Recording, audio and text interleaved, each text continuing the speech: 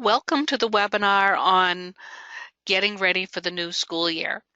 I'm Beth Elliott, your instructor today, and we're going to be going over the various areas of how to roll students and supporting data into a new school year, merging your incoming students from another school into your current year, promoting students to the next grade, talking about term and section tracking dates, creating a calendar and associating students with it, and then doing some web portal dates and configuration.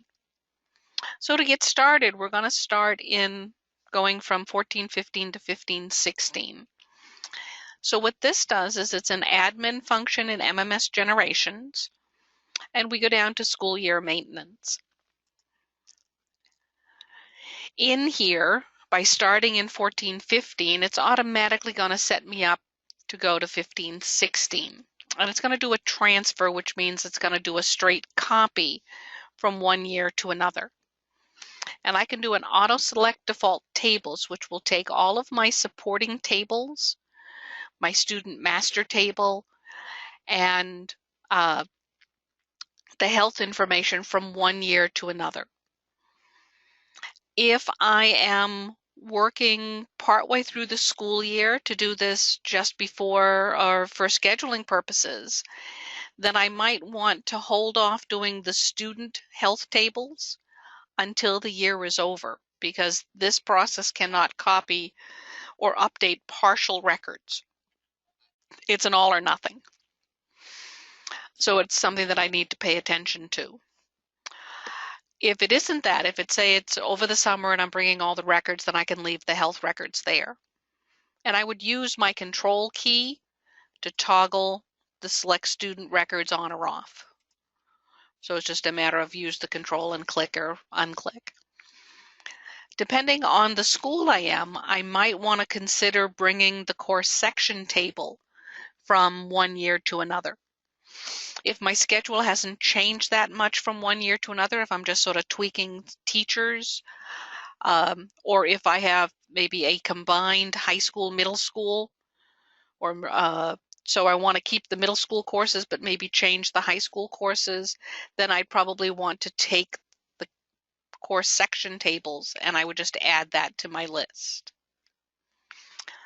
Some schools, for the grade reporting or the student grade reporting area, might want over the summer to bring in the student grade reporting GPA table or the grade reporting credit table, but probably more the GPA table to get the ranking and such from the prior years. So I might want to take that one at a later time. At this point, I'm going to go into my student range because I picked student records. And I'm going to sort by year of grad because that's sort of the easiest way to do it. And I could say, oh, I don't need to take my 2015s from one year to another. So I can bring in, and usually I would just be able to skip the year that I don't want to bring. So I was saying that, oh, in the last year I wouldn't want those, so I could come in, type, in effect in my case here, 2016, scroll to the bottom, and bring it in. If this was the following year and I'd want to bring up the 2017s, I could deselect all, find that first one for the next year, control click to select from there down, click OK, and then process. I also, before I process, have the option to come in and say I want to do the teacher range. So if I have a teacher who has left during the prior school year, then I have an option at this point to be able to go in and say I don't want to take them into the 15-16 school year. So it might be that they retired partway through the year, they've already moved to another school, and this is especially true if the teacher needed or the staff member needs to be kept in the database to report to the state for any of their reports at the beginning of the school year, then you do need to bring them to the new year. But if you had already reported at the end of last year that the staff member left, then you don't need to bring them to the new year. You can also use the teacher or the staff table to be able to move staff between schools so that they can have the same staff code from one school to the other so that the staff member can have one login with multiple schools associated with it. So that's a very handy thing to be able to do. And when I'm done, I would process. And it's going to take those records from one school and bring them into another. So it makes it really handy to be able to do that. Next is I want to bring in my incoming students into my new school year. So if I'm at the high school for 15-16, I might need to change to my middle school. And in this time I don't want all my records. I predominantly want my student records, the student master table. And if I need the health information, I can scroll up at the beginning of the year and grab the student health records. Actually, I'm going to do a range of student health records. So I'm bringing their health history, the insurance providers, immunizations. I might not need the preventive ed classes. I might, their screenings. Depending on what you want to do, you might want to bring the medication orders, which are which medications are the students on, to the new year. And then I'm going to go back down and grab the student master table because I was able to use a shift key. If I go back up here to this range, I can select the first of these, hold my shift key down, and select the last of the student records. And that lets me do a range of selection. And now I can come down and grab the student master table with a control key. I'm again going to do a student range. And I'm going to sort by the year of grad by clicking on that heading. And I want to bring in my incoming students, which are the 2019s in this case, or they might have been the 2020s, depending on how many grades I'm bringing in. So if it was the 2020s, then I have the option to come in, find the first 2021, and now I can use my control key to deselect from there down so I have just the 1 year to go from 1 year to another. So it gives me that capability to work with. And at this point I can process. Now I've already done this in my database, but it gives me the option to bring them in. So that's a nice, easy way. And whenever time you do that, it's going to ask you, do you want to do that? Now it might tell me that I have records in the prior year or in the receiving year, and it would ask me to do a compare and update. I might need to do the compare and update if I am bringing the family code table from the middle school or if they were added afterward to the high school. And what the compare and update will do is it will ask me if it finds a record that's in one and not in the other. In this case, there weren't any, but it would ask me, do I want to copy that to the new year? I can add it, I can skip it, or I can do all, which allows me to add all of the new records from 1 year to another. So it gives that capability to work with that. Now at the high school, when they rolled, a lot of times they roll in the middle of the year in order to do scheduling. And there might have been added records for things like the save settings since that roll was done. So I might need to come down, and there's a couple of tables. One is the MMS user-defined screens, queries, reports, and labels, which allows me to bring those students from 1 year to another. These are the things like the filters or a report save setting. Now, the compare and update will only copy in school year maintenance if the record doesn't exist in the receiving school and year. I might also want to go up to the top and select the data field validation. Now, the data field validation table is what holds the drop downs for things like year of grad and grade level, the phone types or things like that. And then I can go ahead and process, and it will go through and see what I have. And it's letting me know that the grade level in the EMF table there is a new value of K that was not in that table in the 15-16 school year for this school. And I can go ahead and add it. And there is a relationship in the relationship table of parents that wasn't there. Now I can add each time, or I can opt, I just want to do all, and it will copy all of those new records in for me for just that one table. So as easy as that to bring them in.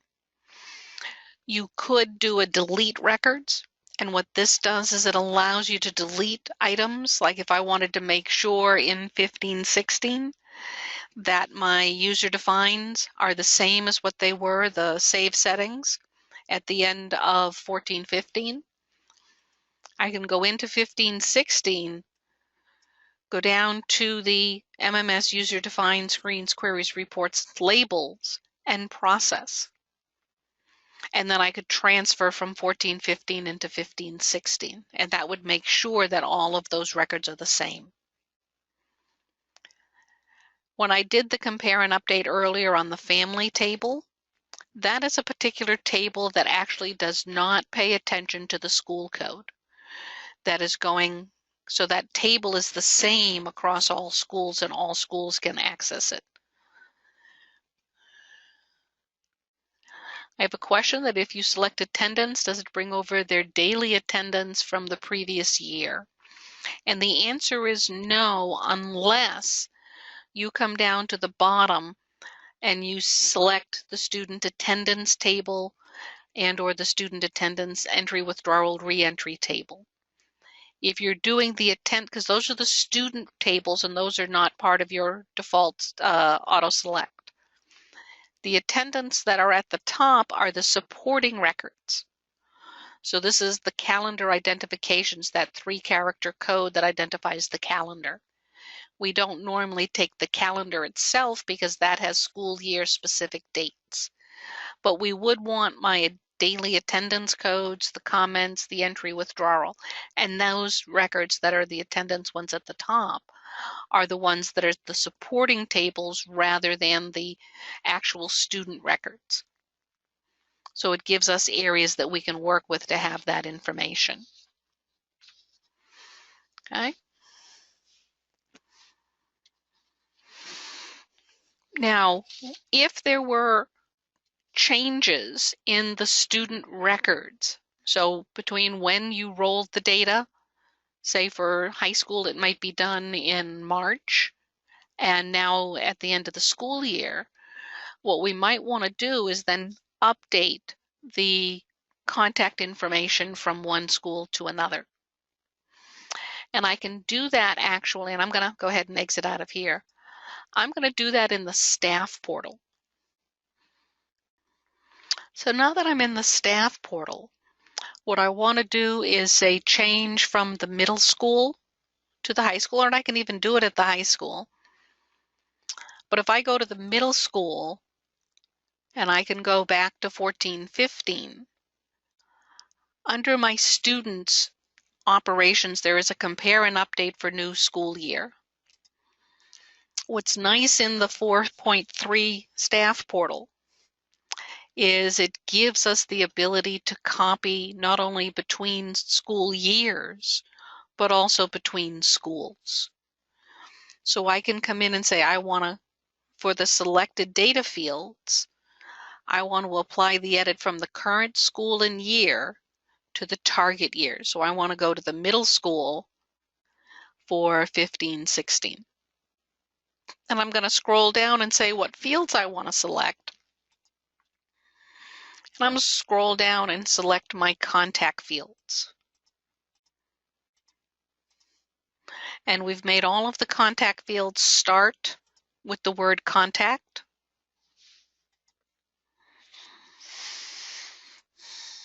And I can hold my Shift key and select all of those contacts and move them over.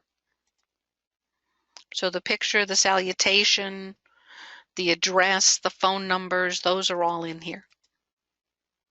Those are the records I want to copy from one year to another. And I can save these settings so I can use it for the next year. and under settings, I can add a new setting. The settings is a button which will have both my save and recall, so we're going to one place. So I'm going to add a new setting, and I'm going to say that this is the contact info. Now it will default the creator to whoever you are logged in as. If you lock it, that means only that creator can do the save settings on it. Anyone can recall the settings, but only the creator, if it is locked, can save the settings. So I'm going to go ahead and save those settings. Lets me know it did it, and I'm going to close. So I can go ahead and process. I don't even have to do a student range because it's only going to copy this information for the records that it finds that matches. So it'll allow me to do that and go from one year to another. And what's nice is I can now say, oh, rather than going from the middle school to the middle school, I'm going to go to the middle school to the high school to the same year, and it will find all the same information, but now it's only going to do it for the years or for the students that went from the middle school to the high school. And I would just scroll back down and process again. And that allows me to change that information from one to the other. So it makes it really handy to be able to do that. Okay. While I'm here, I'm going to go in under students and I'm going to go operations and do the mass edit of the biographical information. Because what I need to do at this point is I need to update the grade levels if I have not already done so. So I'm going to go up to the high school, go to my 15-16 school year, and I can come in and I'm just going to do a straight edit value. So I'm going to find the field I want to change, which in my case is going to be grade level. And I can specify the value I want to put in there. So I want to make it all my 12th graders. With this, I can set a condition where I can go in and find, say, my year of grad field. I want my relationship here to be equal to, and then I can pick the value. So in 15-16, it would be the 2016 students that I want to change. And I'm going to add that condition so that that's part of my condition that I'm testing. If I'm going from year of grad to grade level, it really doesn't matter what order I do it in. But if I'm going from grade level to grade level, then I need to start with my highest grade level and work down. So I would make all my 11th graders, 12th graders, all the 10th graders, 11th graders, and so on, and I'll be fine. If I had started at grade 9 or grade 8 and made them grade 9, and then all the 9th graders, 10th graders, by the time I got done, everybody would be a 12th grader if I was going grade level to grade level. But once I've done this, I can scroll down, scroll back up and process. And at this point, because of the condition I put in, it's going to go ahead and update those records. This is a great time to also update things like the state school code if I have one of those that I need to pay attention to. Because the incoming 9th graders potentially are coming from another school, so I need to make sure that they have the correct school code for the school that they are now at. And I would be able to set in what item it is that I want to change. You can also use this process without a condition, maybe just a student range, if I needed to change something like the homeroom. So I could come in, set a value for that room, and then do a student range to say who I want to put into that room. And rather than having to keep sorting on the year of grad to be able to select the students I want in a particular room, what I can do is go up top and change my filter so I'm in a year of grad filter, if my homerooms are done that way. So that would give me the ability to set that up. Again, go back and select my field, say which value I want, and then just do a student range at this point. Uncheck the top, which says get rid of all my check marks. And now I can just select the students that I want in that room, whether it's every fourth student or whatever it is that I want to put in there. So it'll allow me to select the students I want. And up at the top, it's going to tell me how many students I have selected. And I can then click OK and process. And while I have that same student range done, I could then come over here, go down to the homeroom teacher, and select the teacher that goes with that room and process again. It will remember which student range I have. So that makes it nice to be able to put that in. Okay. I'm going to go back to generations. Now in MMS generations, I also need to update my user accounts. So under admin, I can go into the user accounts. It's going to close the database. But if I need to move all my teachers to the next school year, I can come down to my template, edit the template that I'm using for my teachers, and sometimes you'll get a note that there is a teacher not available, and that's okay. And what you would do at this point is you would bump up your school year for the template. So in this case, mine is Teachers EES, which is my East Elementary.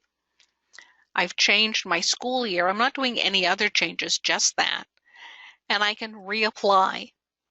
And when I hit the reapply settings, I don't need at this point to update the user-defined path or the work folder. I might need to update the email address if we were changing areas for that. If the school put in a new email system, then I might need to update that, but not normally. And I just reapply the settings, so it's going to take all of the teachers that have that same template, and it's going to update it for me. So it did 8 teachers that were in the school, and it updated them. And then I would go to the next template and do the same thing. If I have someone who is not on a template, such as the superintendent here, then I would be able to go in and edit the user individually and change their school year. So I can do that to set it up.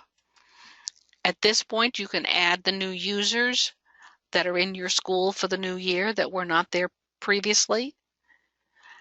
If I am doing non-teachers, such as the superintendent again, each user that is not a teacher needs their own work folder. The work folders have files that are opened in their exclusive, so they have to be unique. The teachers are coming in through the web portal, so they don't have that limitation, which makes it handy. Okay. So it gives us that option. So once the school year is changed, then when they log in, it's going to log into the new year. And when they open the database. So now I'm in my new year.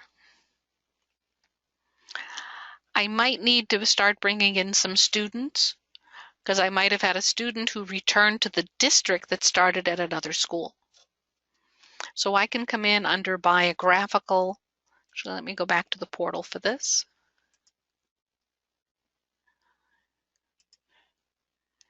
In the portal under students, there is a find a student.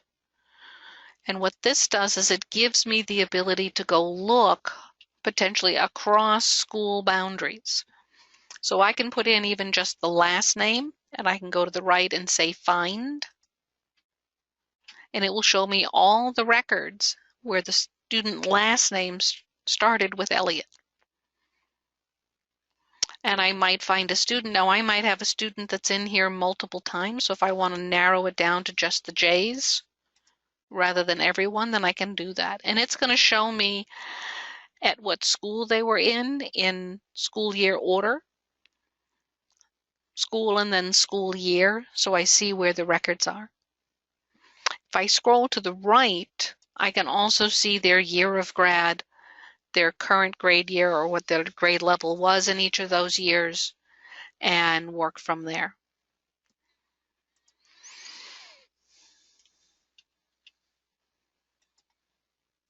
So Elizabeth here was at the middle school, and her year of grad is a 2017. So she's a current this year's junior, but she was at the middle school a few years ago, so I need to bring her into the high school. So once I have found the record that I want, as I scroll back left again, sorry, there is a copy record. And it will copy this student with the same ID number from the school they were in into my current school. So it's going to go from wherever they were, in this case the middle school, and bring them into the high school. I might want to pay attention to what school year they were in, so I could use school year maintenance as a possibility to bring in their health records, because I might want to do that. There is also another function that will allow me to bring those records in. If I need to edit that record, I can now go under Students and go to the student profile.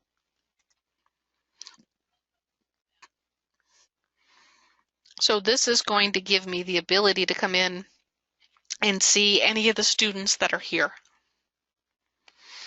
And I can come in, and it's because it's in a year of grad filter, that's the order the students are in. So when I click the list, I'm going to see a nice alphabetical list.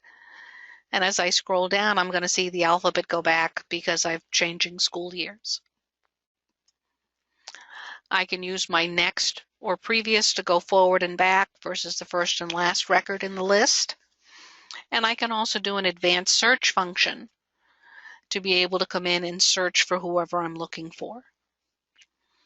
So that new student I brought in, I can just start typing in the beginning and it's going to show me those records.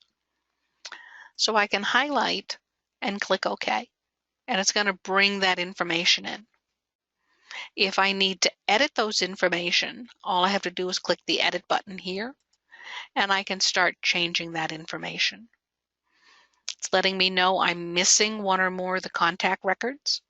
So what that's telling me is that the middle school back in 12-13 did not have as many contacts as the high school does this year. And when I lets me know that I need to do that to create the missing records. But I can come in and fill the information in. If I am adding a new student in this year, the fields that have asterisks in it are indicating that I have to put something there when I go and add a new record. If I just need to update, it might be I'm now requiring a full middle name, so I can put that in. So you can add additional, and things like between then and now, we're now having where we can put in the student's phone number, depending on what I need, and any other information. So it gives me the opportunity to put that information in. And that would also include things like updating the grade level, because she's no longer a 6th grader. She's now an 11th grader. So it gives me that opportunity to be able to update the record. Okay. And then if I have contact information, so it's letting me see where these 3 contacts are grayed out. So until I update, they're not going to be available for me to edit. And I would do that in MMS generations. But in the time, it might be that most of this information is correct, but maybe I have an updated email address or an updated phone number. So it gives me the opportunity to change that information. At the bottom is going to be your user-defined areas. And because I'm in edit, any area that was down here that was view only is not shown because I can't edit it. I can only view it. And when I'm done, I hit save. And it's still letting me know that I want to configure the operation to create any missing records for all students in the current year. So that's letting me know to go to Manage and Configure Biographic. So this is where I was saying how many contacts I had. And when I save, it's letting me know that it did that. Okay. In the staff portal, I can also come in and edit the calendars for the new year. When I come in to edit the calendar IDs were copied from one year to another. And at this point, I can come in and set up one calendar. So if I want to edit one of my calendars, I can just highlight and click the little pencil. And this allows me to edit the individual scheduled days. But if this was the first time coming in, I could set up the calendar. And with that setup, I can set the starting and ending day of school, how many units per school day. In New Hampshire, they count in half days, so that number of units is going to be 2 for a full day calendar and 1 for a half day kindergarten. You can specify the days of the week that are included in your school year, and then when you apply, it's going to put those dates out there for you. If you have something other than a 5-day schedule, you can come into the assigned schedule days and you can say where you want to start, what day of the week do you want to start with, and then what's your ending date, and it will put the appropriate schedule day in to any day that is a school day. This is really handy when you have things like a snow day and you're running, say, a 4-day schedule, so that you can say, okay, this is Tuesday, Monday was a snow day, I need to make Monday now or Tuesday now that it is going to be day 3 of my schedule. And it will then put the other ones in from there on. When I edit my calendar days, it gives me the ability to go in and modify whatever's here. And if you notice for Labor Day here on the 7th that it is a little bit grayed out, and I can click the pencil so it still knows it's a Monday for a scheduled day, but it's not a school day because the number of units is 0. The day description, the 2 lines are 10 characters each, and as you saw, they showed up in the little grid. The note will be as big as you need, and that could be where you're giving it a longer description. And you can go ahead and save it. And then you can just use the arrows up at the top here to go from one month to the next. So you could put in your Columbus Day, your teacher workshops, whatever the case may be that you're tracking. Now, I did have to abbreviate Thanksgiving because Thanksgiving is more than 10 characters. Once I have one of my calendars set up, I do have the ability to copy and paste the calendar to one calendar into another, one or more. So I can say, here's my district calendar, and I want to be able to copy that into the vocational calendar. And I can do all of my extra calendars, or I can do them one at a time. And when I apply, it's going to put all of the dates that I did in one calendar, and it's going to overwrite the other. So now this vocational kids has actual information. And why edit? So you notice the dates got put in there. In here, you can also do a multi-calendar edit, where if I realized afterward I hadn't put in a certain day that maybe I had a teacher workshop, I can come in and specify the date I need to work with, or maybe there was some other thing going on.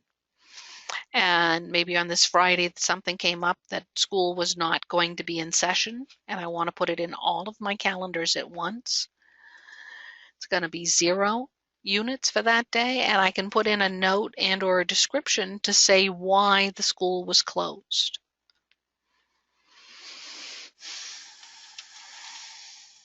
So there was no water that day, and I want to include that note in all of my calendars before I apply it.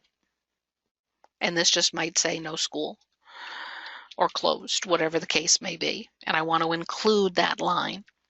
So when I apply, it's going to add it to all of my calendars.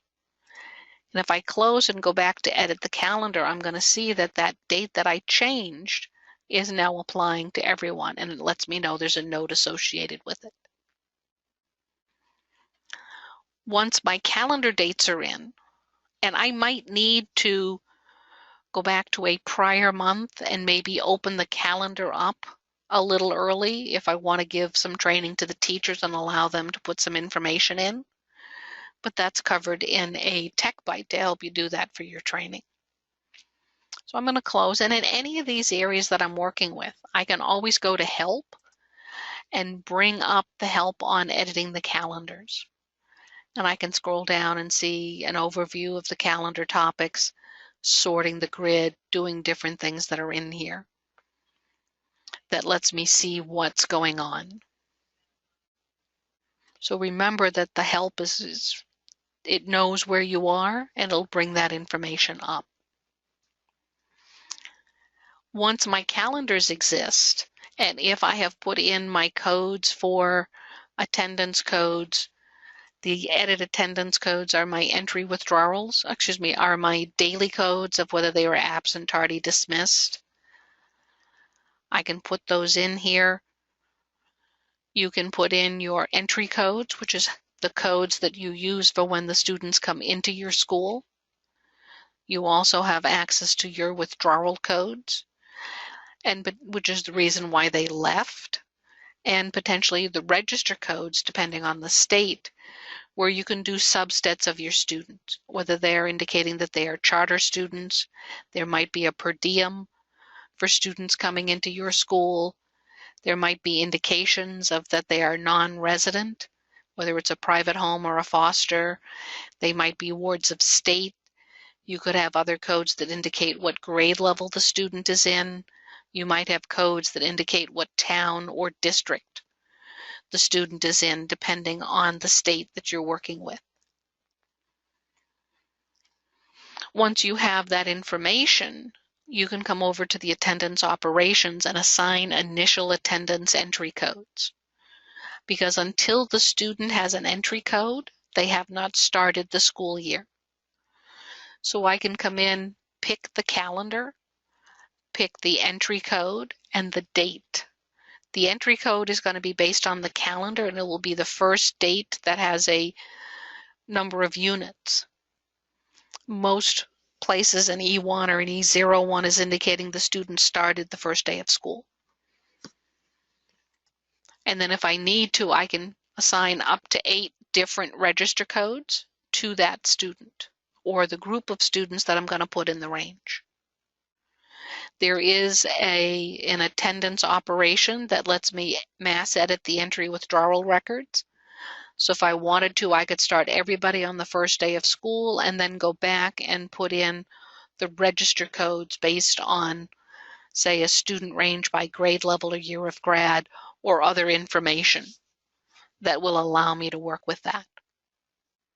But I do need that entry code in order for the student to start doing attendance. Now, the way this assign initial attendance entry codes work is it's only going to assign it to students that don't already have an entry code. So that's why it's doing the initial attendance. But that gives me the ability to go in and work with that. If I want to print my calendars, I can go into attendance, go over to the reports, and print a calendar. I can also come in and print information for the student as to where the information is. So it does give me that option. Okay.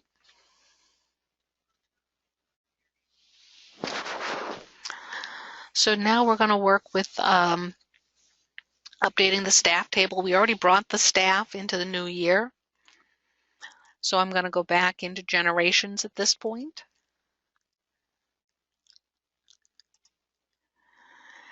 Now in the staff under school, I can edit staff basic or edit staff expanded. The difference with edit staff basic is that we have not included address information birth date or some of the other things that can further identify the teacher. And we don't have any access to staff info 2. So the info 1, the minimum I need for a new staff member is a code, which I can use when I add in a new student or new staff member, excuse me. And then I want a display name. So both the code ID and the display name have to be unique. Adding last and first name just makes it a little easier for me to identify who's who. The homeroom that's assigned here would be the homeroom that the staff member is going to take attendance in. And then I would put in the work email address. This email address, if this particular staff member is a teacher, and if we're using the parent portal, will be showing up with the course, and the teacher would then be able to email the staff member at this address. So it does give you that capability to work with. If I went into School Edit Staff Expanded, now I have access where not only do I have the staff member's homeroom, but I also have their state ID number under the long teacher ID. I would have an area for the birth date, potentially the Social Security, and the address and phone information. So it does give me more information that's available. You can tag a staff member as non-instructional, which means they do not show in the scheduling area. The home school, if the staff member is at multiple schools, is where they are considered this is their home school. This is where they are a majority of the time. And when you add a new staff member, by default, they are at their home school. My staff info 2 is, now that I can get added through the expanded, gives me a hire date, gives me certification, up to 3 of them. I can flag whether they are highly qualified or not, and I can even load up pictures for the staff members. The bottom here is up to 5 degrees. The institution and such are going to be using the national codes for the different schools. But it does give me that ability to put it in. And I can, in a new school year, add somebody as a placeholder. So if I go to the stack of folders, I can locate all my staff based on their description. But I might need to add someone in that we are expecting to come, but I haven't filled the position yet. So what I can do then is I can go ahead and add the record.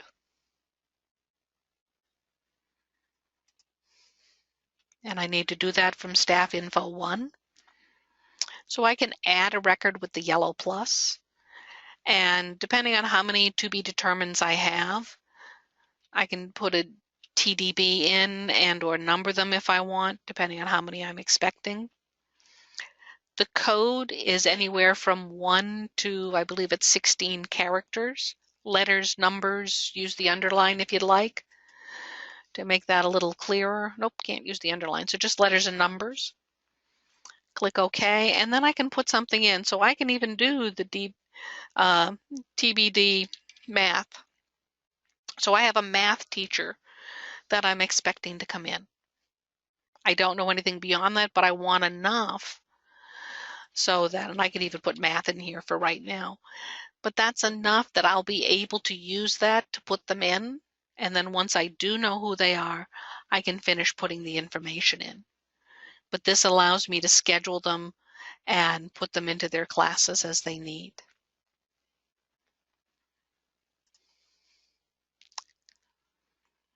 In admin, there is the database configuration. And an area I want to touch on is under schedule. Because in scheduling, I can say that I want to track my entry and exit dates.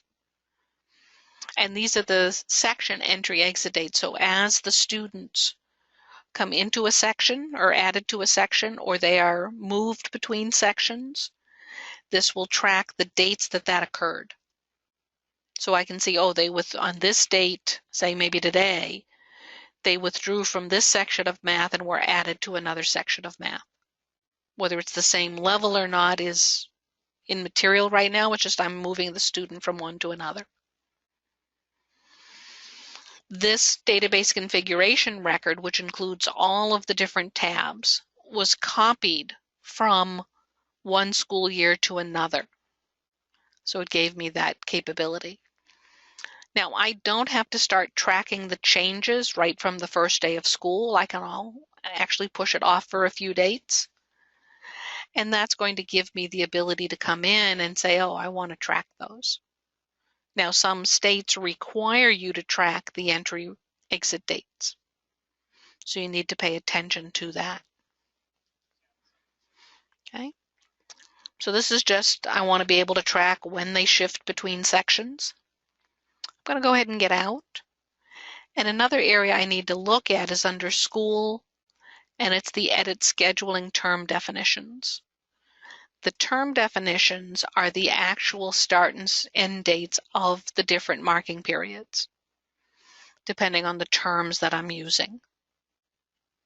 So I need to know that. And these dates are used for what classes it's going to bring up for attendance purposes. So I want to pay attention that I have the right dates in here. And that includes the right year. On occasion, they sneak in a wrong year in here. For scheduling purposes, I need to make sure that my starting and ending weeks are correct. Now, this is the 36 weeks in the school year is sort of an arbitrary number because it very nicely divides by 2, it divides by 4, it divides by 6, divides by 3, whatever you want to work with it. And you could have a date where the end of semester 1 and the beginning of semester 2 are in the same week as far as a calendar is concerned, but not as far as the schedule is concerned. So you want to make sure here, say if I am on a 36-week grouping, semester 1 goes week 1 to week 18, and semester 2 goes from week 19 to week 36. So you want to make sure you don't have any overlap in your weeks. So it does give you that area to work with.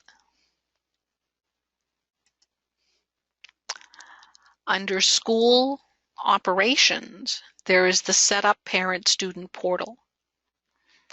This is used to get your information from one year to another. Or not to get from one year to another, but to say what you want to work with. So the first one, the page layouts, is how you can label the top, such as what is the menu item going to be that the parent will see, and any description you want to put with there. As you're seeing here, you can include HTML, which would give you the ability to do something like a hyperlink, so that they would have that for this word here, you would actually be able to bring up the hyperlink for this person's email address. And for each of the areas that you have, you can set up descriptions and say what you'd like to do. So I can say my overall menu is attendance, but then I have my school events, which again here in generations, I would hit the question mark to bring up help. And it again knows where I am. So if I give it just a moment, it's going to bring up for doing the information to set it up. So here's the page layouts, and then I can go into each of the modules. So I can come in and say, oh, here's my attendance, and I can say there's the activity, year to date, and so on. So it's going to give me what are the differences in those different areas. In any of this, I can, if I need to, go ahead and print, and that can include the heading and all subtopics, which means if I was doing this up at this area, I would be able to do everything under it. So do remember that your help is there. So the different areas is the school events are the notes that are in the calendar versus the actual calendar. You have your daily history versus the year-to-date totals. And here in this area, we included a hyperlink to a PDF file that has the attendance policy. And we actually did the same thing under discipline to have the discipline policy there. You have a different set of areas that's for your class attendance. So it gives the class totals versus the overall totals. So you get to see the detail versus the total for that. The discipline, here we called it behavior. Your choice what sort of label you want to put up there. For the schedule, you'll be able to indicate later information. So it's just right now it's going to be a grid style schedule. And then for grade reporting, most of this that we're doing here on the page layouts is to label them and maybe give descriptions. When I come into each of the different areas, I am more able to say which ones I want to activate. And the activate personal information, even though this says biographic, is because the page layout said that it was personal information. In the personal information for the staff, or for the parent or student portal, or for the parent portal, this is going to give me, I have 3 columns and 10 rows, each with 10 lines. So I'm able to put in some text. So if I want to change it from MI and I want to put middle initial, I can clear that line. And I can say I want to use middle name with the colon and then 1 space after it. And that's how I get the little asterisk. And then I'm going to come up here and say I want M name, which is my middle name. Now the default for this field right now is the length is 32, and I only have 22 characters available. So what I'm going to do here is I'm going to change the length and then add that field in so it'll fill it in for me without overlying. So it gives me the ability to bring that information in. And each tab, as I change column to column, I can see different information. So it just depends on what I'm looking for. Okay. Now, one thing to be aware of is by the default, if I go back to the first column, row 2 of this description might have contact 1 information, where row 3 might have contact 2. When the parents log in, we do not at this point have a way to limit which contact information they see. So you need to be aware that you might not want to include some of the contact information. Maybe you would have the name and relationship, but you might not want the address and or the phone number if there are custody problems. So that might be a piece of information you don't want to put out there. You will be only allowed to put 1 piece of data, one of these biographical fields on each line. So my street number would have to be on a different line than my street address. That's just something I need to be aware of. I can also opt not to give all that information and just clear it out. On the attendance side, this is where I'm going to have my different tabs. So the school events, and it's letting you know here what's going on. So I need to select which calendar I'm going to use as my primary for this. And then I can say starting and ending months. So I can say, oh, I want to start in August, and I don't have to publish the whole thing right now, or I can do the entire year. I can do, and these are just the notes that are in the events. The school calendar, I can activate that. Again, select which calendar I want to work with and say how long I want, what time frame do I want to put out there. So I do have an option to print the entire grid. You might have a different area on your school website that has a single page for the school calendar, but this one will be up to date. The daily history, where for the students, and there is no calendar here because it's going to be geared on what the student has, is I can start putting in the starting date and ending date. Now the starting date at this point doesn't have to be a valid school day. I can come down and set that up if I happen to know what it is, or I can just say do all of the time frame. that I want in here. Home takes me to the top of the list, end would take me to the bottom. And I can say then over here, which data do I want to include when I'm looking at the student's daily history? I'm automatically going to get the code and the description, but here it's saying that I want to see the first comment and not the second, and I want the first set of times in and out. And if there was a note, I'm going to print that too. The totals is where I can start coming in and saying, based on school days, I'm going to select all of the codes that are out there for me to total. I don't have to, but I can. And here it's set up that I want to see greater than or equal to 0 days absent. So these are the students whose information I want to include. So by saying greater than or equal to 0, I'm going to get any absences that are out there. I can also say, well, I'd also like to show the parents how many times the student has been tardy and how many times they have been dismissed.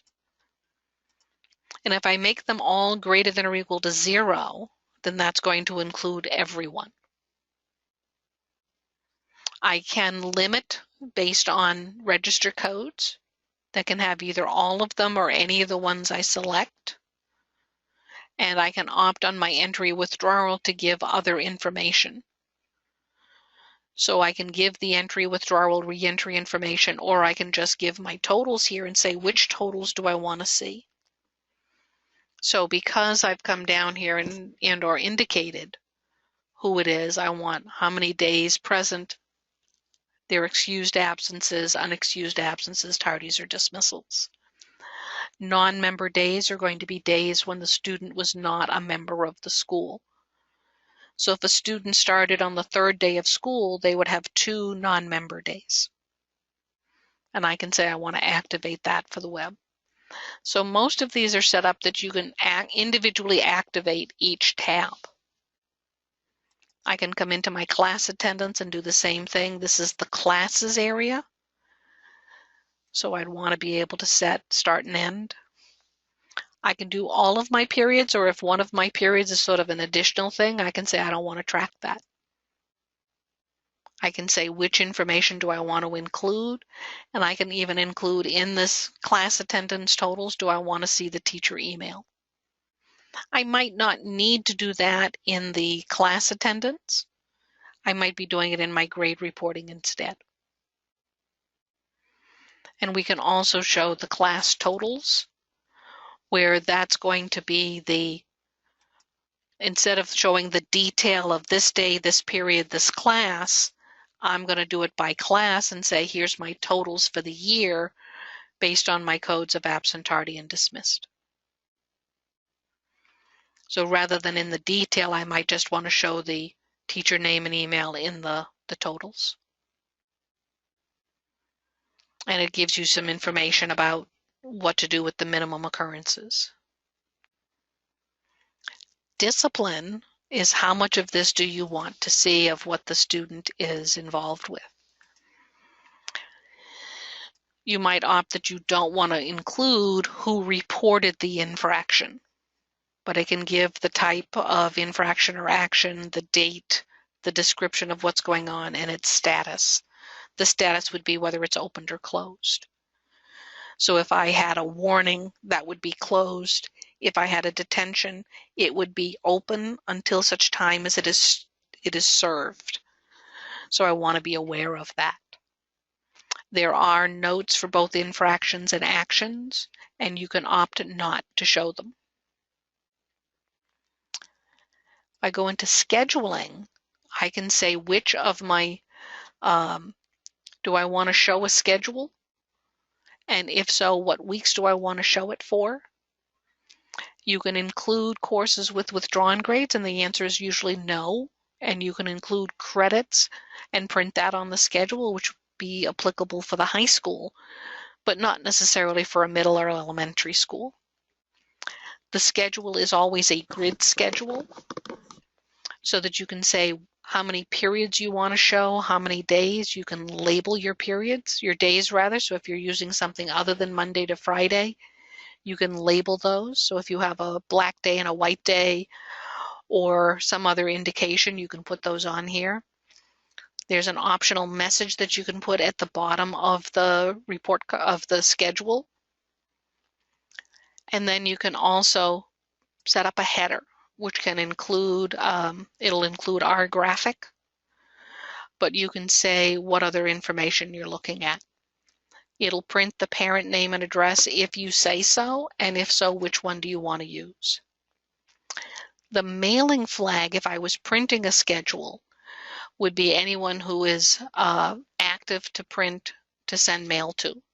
So I might have a custodial and a non-custodial parent who both want mail, and so their mailing flag would be set to yes. So you can just put an optional line to go under the school name, which is going to come from your license. You can bring in 3 additional pieces of data. Here you have just the text, and then over here you can pick the fields. And you can opt to whether you want to print the date and time, and or one or the other, or both, and whether you want to see the student's ID number. On the grade reporting, this has more to do with which items do you want to see. So at the high school level, I'm activating report cards on that for the parents so they can see a traditional subject-based report card, and I can pick which setting I want to show them. So if this was coming from the end of last year, depending on when I rolled, I might need to change that report card to be the current one that I want them to see. And that could include an interim if I have a setting for an interim report card. You can activate if for this school they need to see the skills report card, so the parents can print that, or a standards report card. And if it's a standards, then it wants to know which setting they want to use for that school year. The teacher term notes is where the teachers can enter information on that. So they can put in an overall subject note in final grade entry, and do you want to print them, and if so, for what area. You can suppress courses that have no note and those that have no note or grade if you're opting to bring the additional grade in. You can set up transcripts and save a setting for that. Any of these that are doing the save settings are going to use the standard layout and not any of the user-defined copies. The last item on here is the gradebook and whether you have activated it for the parents or not. There is area to go in for the accounts that have to do with, if you're doing this, are you doing the payments from either lunchtime or school free? And then what is the link for it to go to so that it can bring up and bring the student right into, or the parent right into lunchtime. The student enrollment packet lets you indicate whether you have that, and this is an add-on. The student enrollment packet would be where the parents can fill in a new student information. You would also have the ability to put in the student information update link. And what that would do is, based on layouts that you have worked with for School Office Pro, that it would actually give the parents an area where they could fill in their information and potentially modify it. You would then validate it before you bring it back in. And then you would save those settings when you get done. Other areas you might need to look at is setting up the save settings for each of the jobs. Now, if I go back to the portal, I go back to my staff portal, I can come into things like students and go to the biographical student record listing. And I would be able to come in here and specify a setting that I would make available to the staff so that when they view, they'll be able to see those settings. I can do the same in attendance and come into the student attendance record listing and or the bulletin. So if I come into the daily bulletin, I would be able to set up a setting for that hit my settings and hit recall if I can want to double check my settings for that. It let me know it recalled them, and then I can make any changes I want. And that includes which codes I'm selecting. So if I have added new codes, I might need to go down and double check that I have those codes. I can also come into the setup and say what fields I want to see. The default here that they have seeing is I'm seeing the student name with the last name first, the attendance code, the time in and out. I'm showing consecutive and cumulative absences, the age of the student, grade level, and homeroom. Now you can change the font size, you can change how many columns, potentially put separators in, and do a date range based on the first day of school to the end of the school, or whatever time frame I want to work with for those cumulative absences. Consecutive easy because consecutive is the current day going backwards. But I can come in and say, oh, I don't want to start on today. I actually want to start on the first day of school for it to count how many consecutive or cumulative absences I have. If I am selecting a contact field, then I need to select which contact type it's coming from. And once I have those set up, I can go back to my settings. At this point, I can resave the information. And that way I'll use them the next time I'm in, and I can also print. So based on today's date in the calendar, it's going to bring up the attendance for today. Once I have that setting set up, I can come in under Manage Attendance and put those in.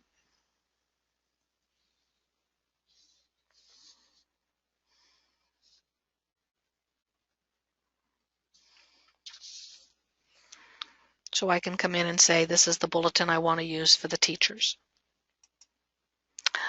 Other things in here for the attendance setup for starting a new year is you can indicate the effective date of attendance withdrawals. And a lot of states now, it is the last day of enrollment where you can take attendance on that day.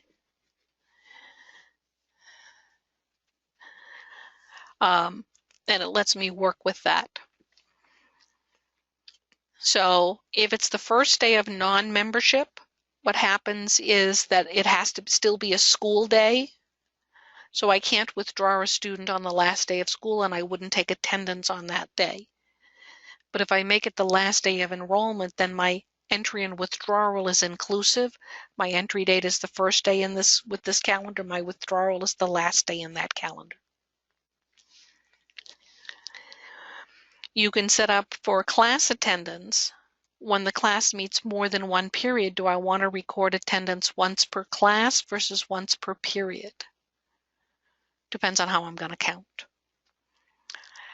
Can the teacher enter or change attendance for so many school days prior to today? So if yesterday was a school day and today is a school day, being today, can the teacher go back to yesterday or however many I want to give them and change the attendance? Depends on who's ultimately responsible for that attendance. If I'm doing my daily attendance, am I doing it in homeroom or a specified class period? You can set up alerts, and the alerts are going to give you where if the student has met the numbers that you specify, the number of total absences versus the number of unexcused absences. So I might want to put both in here and say, I want to know when the student has triggered 3 unexcused absences, but I also want to know when they've reached a total of 10 absences rather. And I can do the same with tardies. And then I would probably want to start on the first day of school. In the portal, when I do daily attendance, you can have the system where if you mark a student absent, tardy, or dismissed, especially on the tardy or dismissed side, you can actually have it where you can tell it to generate a tardy slip or a dismissal slip. So what that gives you is a way to go in and say, oh, I'm at a high school, my student is tardy, they came in at this time, I'm saying it's period 2. My tardy slip is going to give me the fact that they were tardy, and I want to have it print this, that it says report directly to this period's class, and under that it will automatically print that class that you say based on that period and the next one. So if I was in period 2, it's going to print my period 2 and my period 3 class. And then over here you can set up what you want on an early dismissal slip, so you have something that they can have. You can include signature lines on either of those. And as you scroll down, you can also set it up to do emails. So based on which contacts you want to work with, you can also say for maybe not straight absences, but unexcused absences, tardies, and dismissals, I want the option to pick which contact I'm going to send a message to let them know that their student, their child, was either unexcused absence, tardy, or dismissed. Because if it's an excused absence, you've probably already talked to the parent, or they have communicated through an email or a voicemail or a text or something. And you can put brief messages that's going to go out with that email, and that just preloads that information. You can always change it. And then you can just go ahead and save those settings. Now I have a question here about the biographical listing report. Under students, if I go to the biographical student record listing, you can save a setting of this for the teachers. And you can give it a title. You can bring in up to 4 additional biographical fields for the students and 2 that are for the contacts. So if I have a field that I have in my school that is not part of the standard information, then I can bring that in. I might want to bring in whether they play baseball or not. Whatever the information is that I want to bring in that isn't one of my standard fields. And I can label that if I want and say that it's baseball. And that way I see what the value is. You can include the core student biographical information. This in MMS Generations would be your student information 1 and 2. You can also have it where it's basically the school information, the student's name, transportation to and from the school, and that sort of information. If they're printing more than one, then I can start a new page for each student. And below that, I can indicate which contacts. I can say print all the contacts, and I can opt to print all the notes. Or maybe I can say, well, I really don't want all the notes. I don't want to print the principal's note, but I want to print the other ones. And I'm going to go ahead and go to my settings and save a setting for this.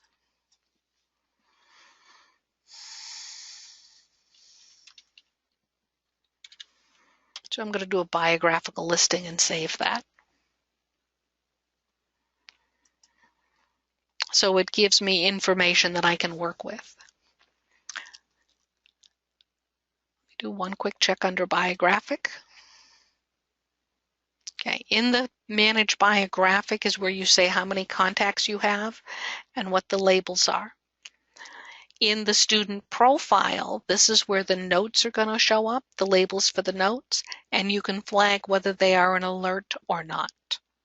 So you might have a field that's an alert, so that if there is a court order of some kind or a medical condition that you'd like to make sure that people are aware of, you can put that in there. The student record listing setting that I just saved here in the staff portal is not the one used for the teachers. If I go back to MMS Generations, under biographical, print biographical student record listing, there is one here. I can do this teacher portal and recall my settings. Now this one by default was printing everything. I can uncheck that and say, oh, show me info 1, info 2. For the teachers, I might not want them to see the notes, and I might want them to only see the parent and not the emergency contacts. So I can pick and choose what information I want them to see. At this point, I can save the settings. The WRB it's the web report for biographic. WRA would be for attendance and so on. Now, because it's the web portal, I can only save one setting, and it's always going to use the top setting. So I only want one of them there. But this is the student record listing that the teachers would be able to see from their attendance view. And a lot of the systems have this ability. If I go into the schedules, print student schedules, there's going to be a area for the teachers to see where I can do that and recall the settings, and I'll be able to see what the schedule is. And I can set up the grid, tell it how many periods and so on that I want to see. So it gives me, and I can bring in graphics into that schedule for the teachers to see. So it just depends on what I'm working with.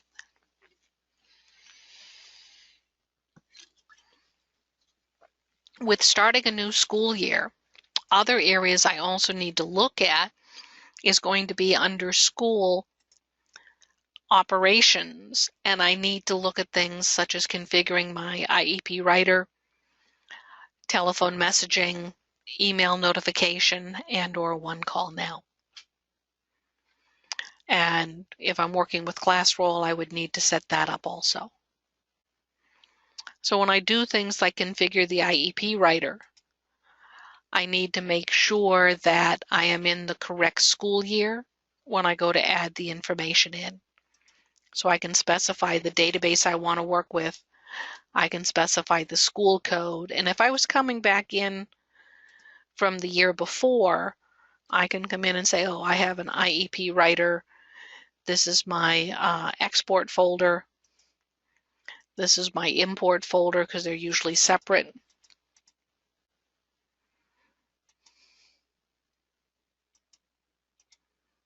And I would want to put a date range in here.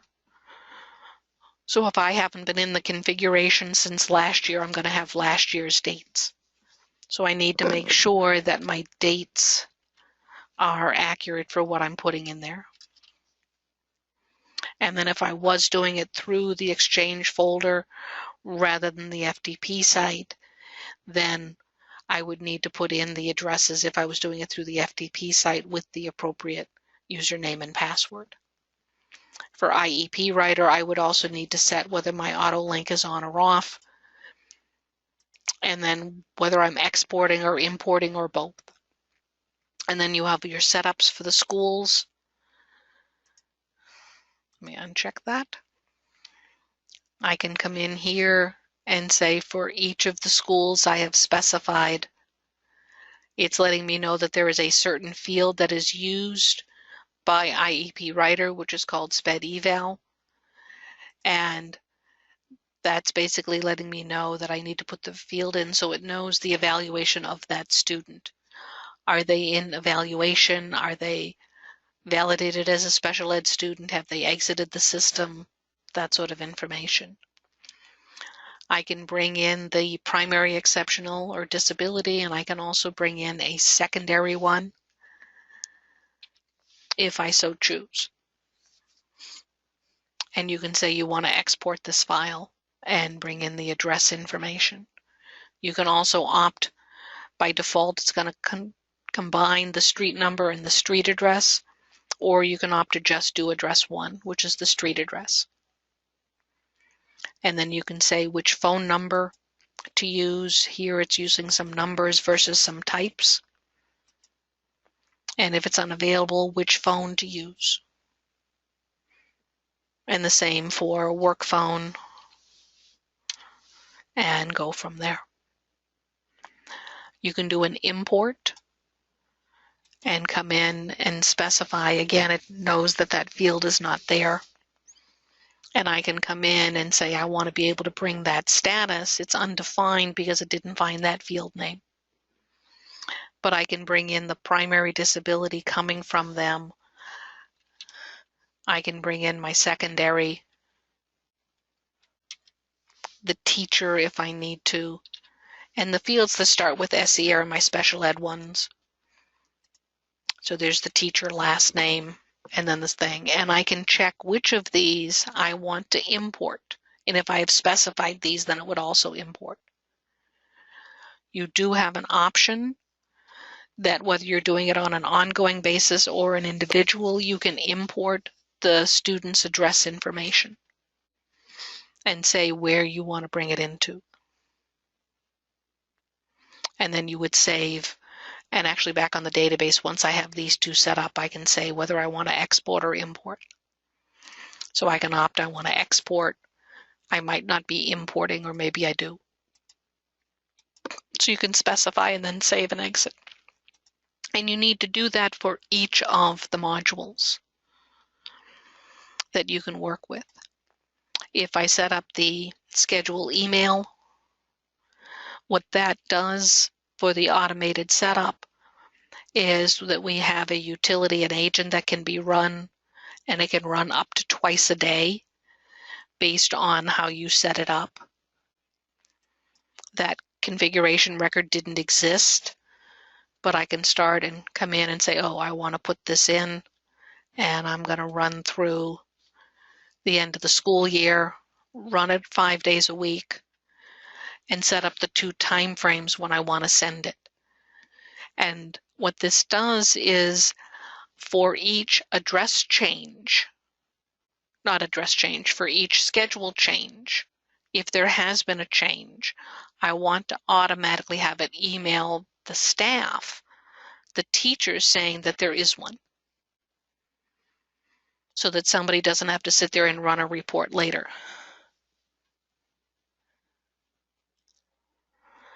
I have a question for I'm assuming it was for the biographical listing, that you can't add extra fields for the teachers. You're saying that you're looking at the difference between the generation student biographical listing and the one in the web portal. Okay, not at this time.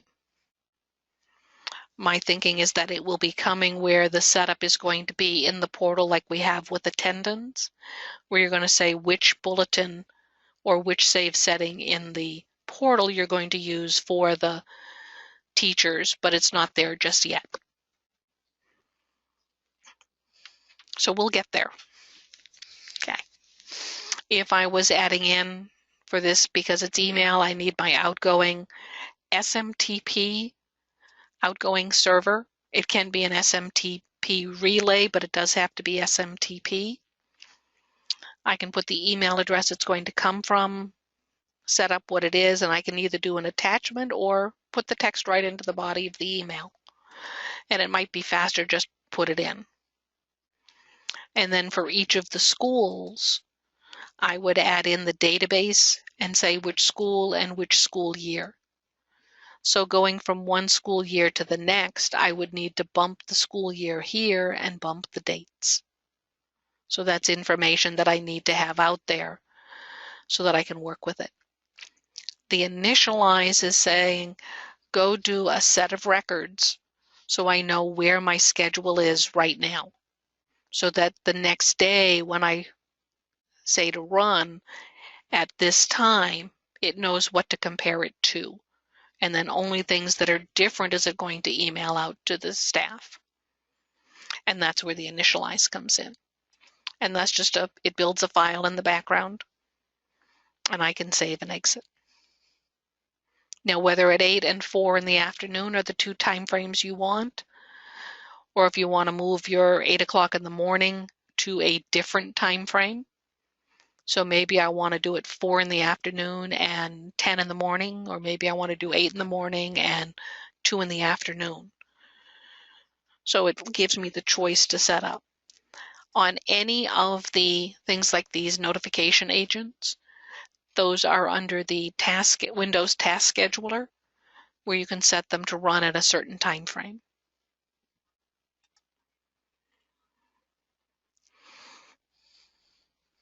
I go back into the staff portal, under my Manage, I configure my messaging defaults. So when I come in here for One Call Now, I can come in and say, what do I want to label the phone? It's a parent or guardian, so right now it's going to use contact 1. I can select the phone numbers that I want for the order I'm going to call them in. So in this case, I've just made them 1, 2, and 3, but they didn't have to be in that order. And I can save that. If I'm in attendance or students, I can come into the messaging for One Call Now. And that's going to give me the ability to come in and say, which list by field report do I want to use if I'm going to generate a call for the biographic? So I could have done a report, say, for all my baseball students, because it might be that for baseball, or maybe coming up right now, it's going to be football, that all the students on the football team are delayed because the bus broke down. So I want to be able to limit it just the football players. For my attendance on One Call Now, you can set that up that it's based on one of your daily bulletins, and it wants to know which daily bulletin you're going to use to base the calls on. And alternately, you can do it on the attendance totals report. So am I calling because they were tardy today or absent today, or am I calling because they hit 3 or more absences? And this configure bulletin or configure report allows me to go right into the area. So it gives me a quick way to get there. And I can set those up. And then it's going to produce this file that I would then be able to use. And I would process to create it. With starting a new year, if I log out of the staff portal, and I go into the admin portal, oops, sorry.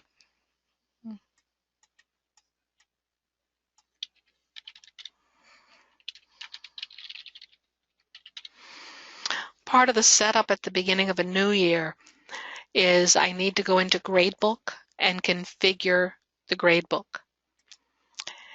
This is going to allow me to set the default of, for each of these areas, what is the grade scale I'm going to use, which is my default grade group. If I have linked lines, such as a biology class, something with a lab maybe, do I want to show to the parents and students all my lines or just one line per? And the same for the staff. Am I going to include standards, skills or standards? If I am including standards, are they competency-based, which means I'm scoring the competency and using that to create the assignment score versus scoring the assignment and letting that put it into the standard? If I'm doing letter grades, do I want to suppress the numeric grade equivalent? And which information do I want to show on the progress reports? You would save that once for each school. And without that, now anytime we've come in here and we go to save, it wants to know, do I want to overwrite the grade scale and the valid grade group in the catalog? And this overwrite is all records, not just the ones that are blank. So if it's the first time I'm doing this, I'm going to go ahead and say overwrite.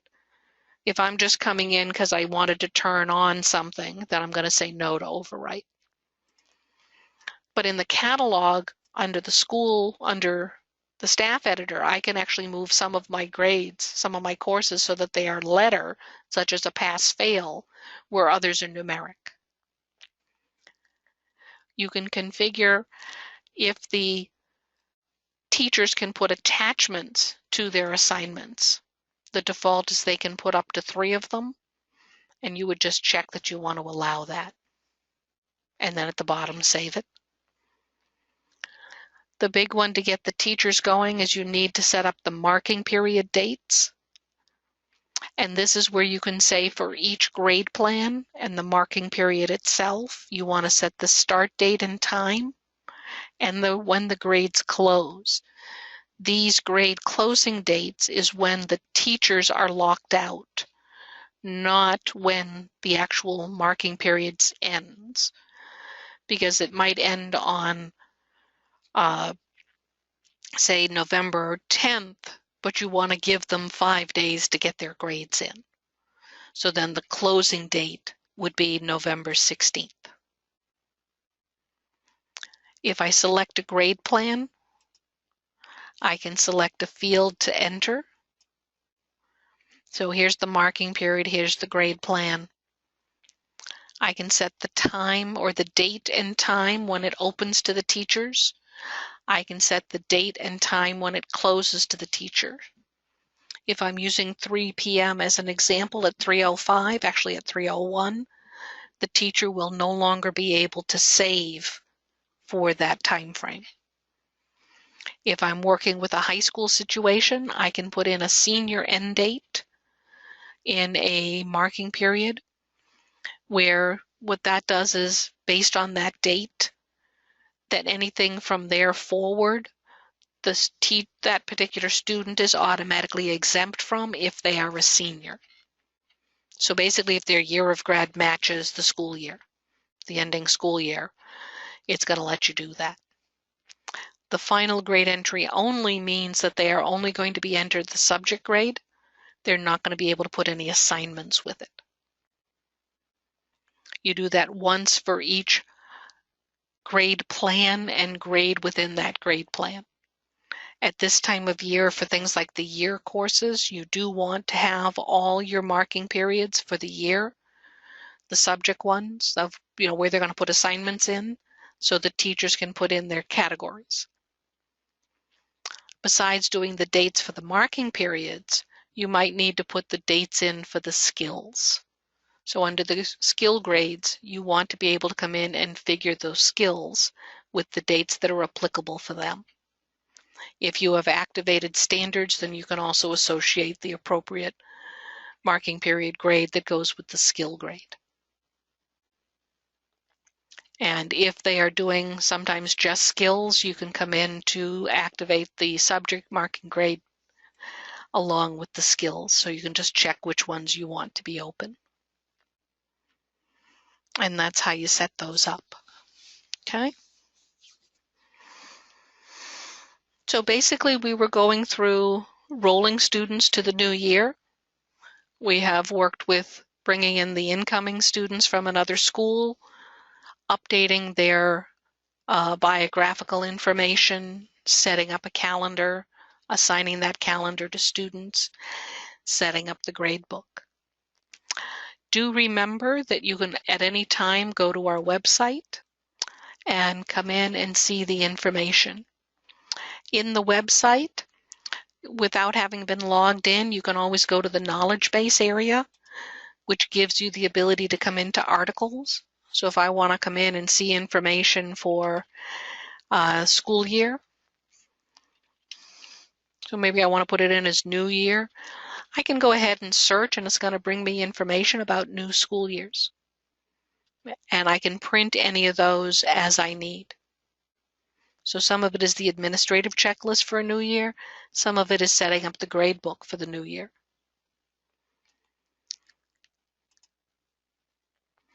Excuse me. If I'm actually in on one of those articles, it's also going to be off to the left, give me related articles. So now that I've looked at one of these, I can go look at some of the others.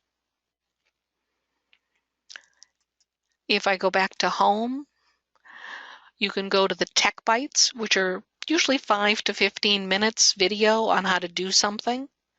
And we have them organized here for what do the teachers need, what do the staff need, what sort of things do I need to do under admin. And so rather than, like here, it's just how do I reset a parent portal account. That's the one thing this Tech Bite does. It just does specific things. Okay, so it gives you an option to be able to see what's going on. You can also come in if you have the actual login to the portal. You can come in to download the newest area. And say if I go into the web portals, I'll be able to scroll down. Not only is there the download, and even though you might not be doing the download yourself, you can scroll down and get the documentation that goes with that module. I had a question of why they weren't seeing the skills grades tab. And that might be that in MMS Generations, they have not turned on the skill grades yet. If you got a new license for, say, One Call Now, where it saves the setting for whether you're doing skill grades is in that license, so it got wiped out. All your settings are still there, but we can go set that up. So basically remember that the health is here, and if I go back into MMS Generations for that question, I can come in under Admin and go to Database Configuration. The configuration that's here once my database is open is I can change to the appropriate school if need be.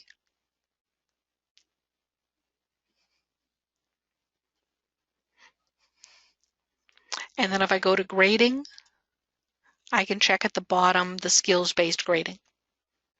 So if this is not checked, I'm not going to see it in the admin portal or even in the staff. So it's something that I need to potentially go look at. But that's how easy. It just could be that it wasn't there. You know, if I had a new license because of One Call Now, if I close and reopen the database, what I'm going to see is I'm not going to see my skills here, and I wouldn't see it in the portals. I just have grading.